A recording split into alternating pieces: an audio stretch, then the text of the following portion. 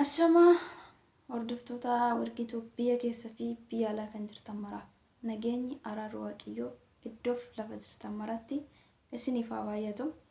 Akkam jirtu nagaa keessanii? Ani nagaa kooti. Galannii fi ulfinni Waaqayyoof haa ta'u. Isinis nagaa fayyaa akka taatan abdii guutuu Waaqayyoo irraa qaba. Kan eegee tiksee isaa kanaan nu eege galanni ulfinni Waaqayyoof haa ta'u.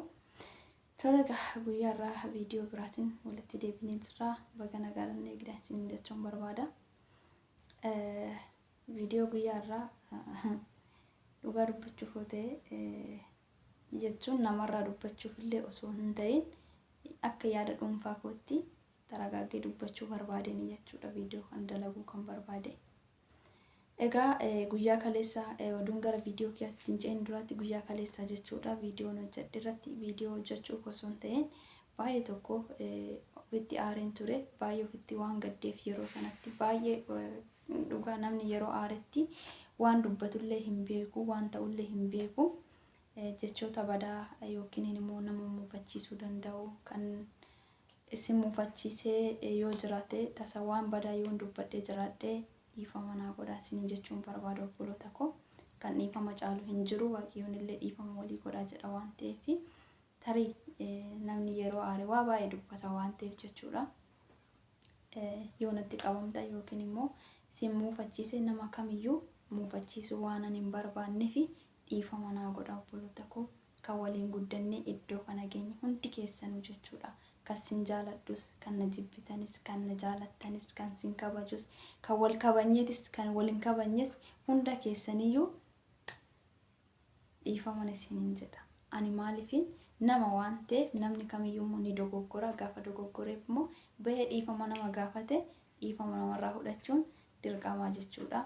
Egaa kanatti aansuudhaanii dhugaa kaleessallee baay'ee tokko ofitti gadde baay'ee tokko bo'aa ture jechuudha. Har'a garuu fuula gammachuutiin si fuulduratti dhufeera. Sababni isaatis namatu si kuffisaa, namatu qormaata sitti baay'isa malee Waaqayyoon dabarsee si jiraachisa. Waaqayyoon sin kuffisu yoomiyyuu jechuudha. Dabartee ni jiraatta. Kanaaf namaaf yeroo gadi jette namni of hin kabaju waan ta'eef ati immoo namaaf osoo hin ta'in Rabbii kee tokkichaaf gadi jedhii jiraadhu. Garuu nama immoo xurii keessa jalatti hin xaafin. Nama kamiyyuu jechuudha. Maaliif yeroo kanatti namni qaamaan guddate malee namni sammuudhaan guddaa hin jiru ta'e waan ta'eef. Namni tokkollee hin jiru waan ta'eef. Qaamaan guddachuu irra immoo sammuu guddachuutu caala. Egaa obboleettiin keenya akkuma argitanii mul'atu goote na arrabsite. Ani immoo na arrabsuu ishee osoo hin ta'in arrabaaf iddoon laaddoon. Arraba miti otoo dhuftee uleedhaan rukuttee ati nama guddoodha waan taateef deebisii laachuu hin danda'u. Garuu akka ati qaamaan guddattee sammuudhaan xiqqaatte kanatti osoo hin ta'in ani immoo yaada xiqqoo sii qooduu barbaadeen jechuudha. Har'a bakka kanatti kanan argame. Dursee viidiyoon irratti hin dalaginaadhaa isiniin jechuun afaan Oromoo natti fakkaate. Gaafa namni sin kabajee, gaafa namni iddoo guddaa isinii kennee tonarraa ta'a isiniin jedhee sin kadhate waan akka sodaatitti nama fudhattu. Gaafa namni beetu as dubbate tuni safuu cabsitee namaan jettu. Dhugaa nama dhibaa Rabbi. Akka itti dubbatanis nama dhibaa, akka itti dhiisanis nama dhibaa. Ani hin beeku bichaan Rabbii dhumti bichaan akka fidetti hiiku malee ani hidhaa kana hin beeku jechuudha. Garuu kana boodatti harka keessaa kaafadhee jira. Namni takkaan ishee akka maqaa godhooftu hin fedhu. Natti dubbatan taanaan, na arrabsitan ta'e taanaan, viidiyoo tokko argitee taanaan jechuudha. Dhugaan illee gadi hin jedhu jechuudha. Takkaan keessirratti hin dalaga. Narraa dabadhu taa'e. Sinitti himee jira bakka. Ani koo iccitii koo gannaa baasii tokkotu asirratti haasayitii kootu na araarsiin jedhee sin kadhanne bakka. Si kadhadhee si jammaraan bilbilaa usii alaa hin kaasne. Waa'ee koo maaltu si dhibe si jammara. Kan walloleen nama biraa ati immoo jechuudha nama guddoodha waan taateef yoo dandeesse nu araarsi. Yoo dadhabde immoo as baatetoo oduu funaantee fidde asirra baatetoo laxxafuu qabda dirqama. sammuu guddina kee har'aan argee jechuudha. Ati garuu sammuun osoo hin ta'in qaama bichaadhaan dubbaa taatee deemaa jirta. Dhugaan akkuma qaama keetiin dubbaa taate kana sammuun keetillee guddaa natti fakkaate. Garuu sammuun ta'e xiqqashuu takka akkasitti fudhadhu ishii. Yoo akkasitti isinitti himanii malee isiniif hin ta'u. Yoo isin likkii keessan sitti himan malee isiniif hin ta'u dhugaa. Gaafa isinirraa callisanii akka gowwaatitti nama hin ilaalinaa.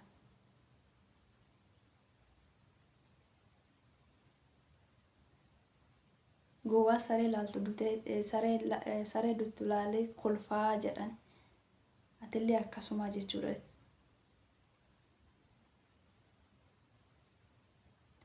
Ani immoo tokkoffaa jechuudha. Gareedhaaf dantaa takka hin qabu sitti himashi. Garee keetillee dhimma hin qabu.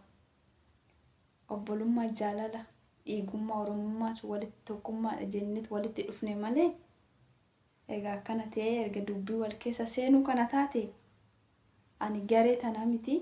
Dhugaan siin jira jechuudha. YouTube'n tiyatuun anaaf dantaa kiyyaa miti sitti hima. Dhimma garee keetti ta'e dhimma garee keetirraa qabamoo si jammaraan bakka ciqiqiin jiru hin fedhu dhugaa dubbachuuf ta'e. Akka nama tokkotti nama kamiifiyyuu iddoon argetti nan hirmaadhaafi.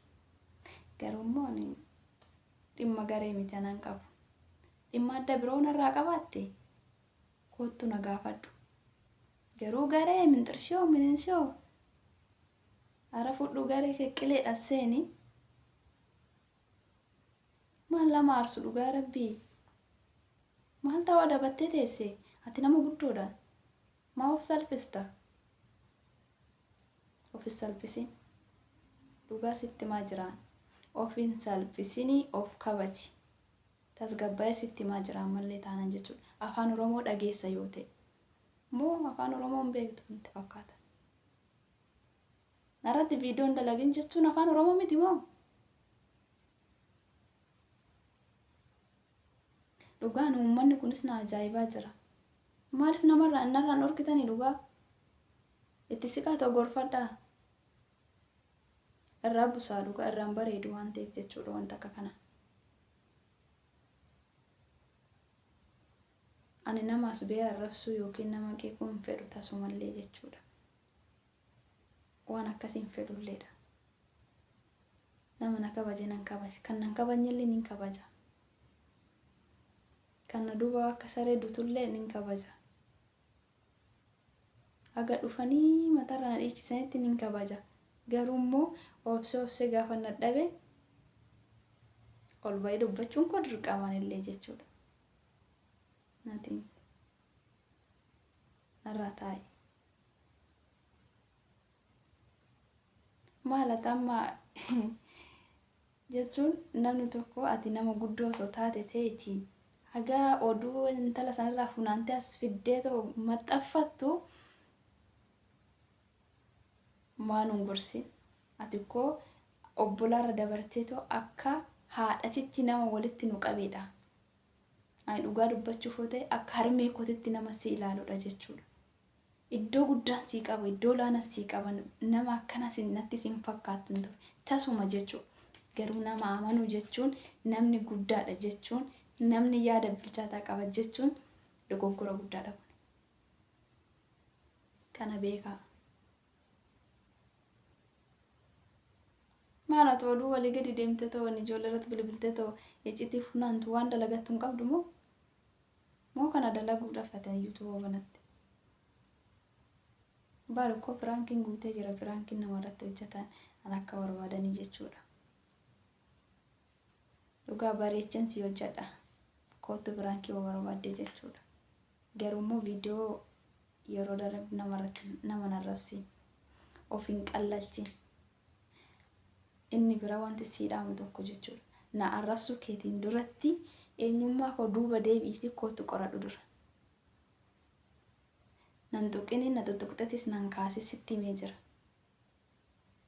YouTube walitti nu fide malee mi dudduuba keenya eenyumti keenya waliin beeknu eenyummaa walii jechuudha. Kootu dura na qoradhuuti gaafa na qoratte na arrabsitaas deebite. Kanarraan kana fitti garuu afaan kee ziibbadhu taa'inarraa. Maal lama ajaa'iba dhugaa rabbiitiif. Hundinuu sii kolfanii si jala kaatanii maaloo koo siin jedhan kuni waan gaarummaa sitti fakkaatin. Itti jabaadhu itti muddi warri siin jedhanillee ana jalattillee warra akkas jette warri koomantii barreessan jechuudha. Yaada akkasii of keessaa baasaa. Ana akka nama tokkotti nama kamiyyuu nan kabajaa nan jaaladha garuu na tuqan ta'e taanaan gabbeetti ni maalillee garuu nama narrabsu arrabni gatiin qabu waan ta'eef. Inni callisu gowwaa isinitti fakkaatin.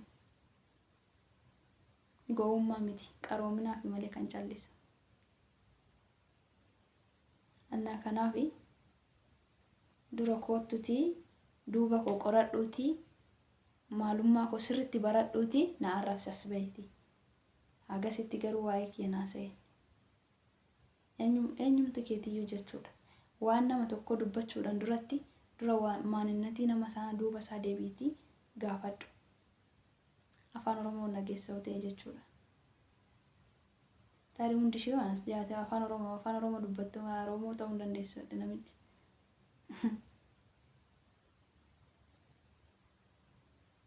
Maaliif garuu maaliif namarraa dabattanii teenye?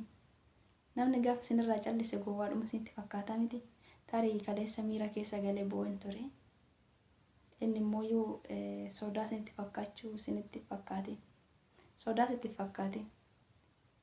Waan xiqqoo namni miidhamee numa boo'a. Fi waan isinitti na fideetu immoo isinirraa immoo gadda kana argetu na boochisee malee. Ani nama sodaa kamiyyuu hin qabu jechuudha. Ana sodaadhu Waaqayyoon tokkicha. Nama kamiyyuu namummaa isaatiin nin jaaladha nin kabaja garuu hin sodaadhu. Iddoo dogoggorreetti otoo wal gorsannee wal deeffannee gaariidha jechuudha. Hagaas baanee wal arrabsinu. Ani tarii isin arrabsine bar. Maa viidiyoon irratti dalagde jechuun immoo mirga guutuun qaba. Maan irratti dalagde eeyyan irratti hin dalagiin kaase ammayyuu sitti himee jira.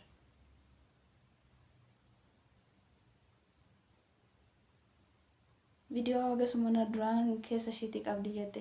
Ati ofii keetiif waan nama walitti buuseetoo waan namarraa hin miidhagne kan hojjechaa jiru siidha malee anaa miti ishee. Kun gaarummaa sitti fakkaate. Ati nama dhalee ilmoo qabuudha. Ilmoon keessummaa sirraa barata laata.